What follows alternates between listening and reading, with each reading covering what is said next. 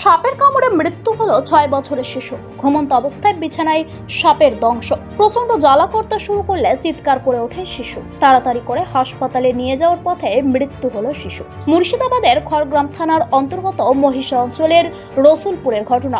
মৃত শিশুর নাম সুজন ওরাই। পরিবার সূত্রে জানা গিয়েছে সাপে কেটেছে, সেটা তারা প্রথমে বুঝতে পারেনি। অনেকক্ষণ কান্নাকাটি করলে জামা খুলে পরিবারের লোক রক্তের দাগ দেখতে পায়। তড়িঘড়ি করে গাড়িতে হাসপাতালে নিয়ে যাওয়ার পথে শিশুর মৃত্যু হয় বলে জানিয়েছেন তারা।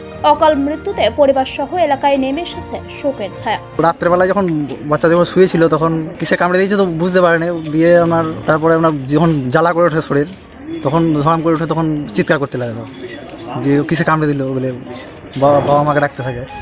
উঠে তখন ওরা দেখে বাবা মা কি বলে কি পিঠে হাত দিয়ে বলেছে কিসে কামড়ে দিয়ে দেখেছে। দেখে ওনার রক্ত ছাপ দেখতে পেয়েছে। দিয়ে রক্ত ছাপ দিয়ে জল দিয়েছে মাথায় কি হয়েছে বলে।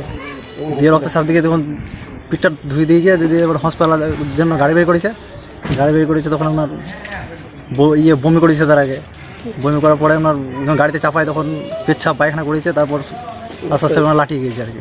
একদম রাস্তা দিয়ে দিতে তখন মারা যায়। কি নাম বাচ্চাটা? সুজন করে। ঘটনাটা কটার সময় হয়েছিল? ওরা সময় ঠিক 12টা ঘটে তখন। ছেলে চেতন ছিল, মা বাবা আমার জ্বালা করছে তাই বলেছে। তখন মা বাবা সবাই উঠেছে, নিয়ে যাবে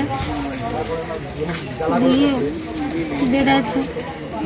নিয়ে যেতে যেতে পায়খানা পেছে করে ছেলে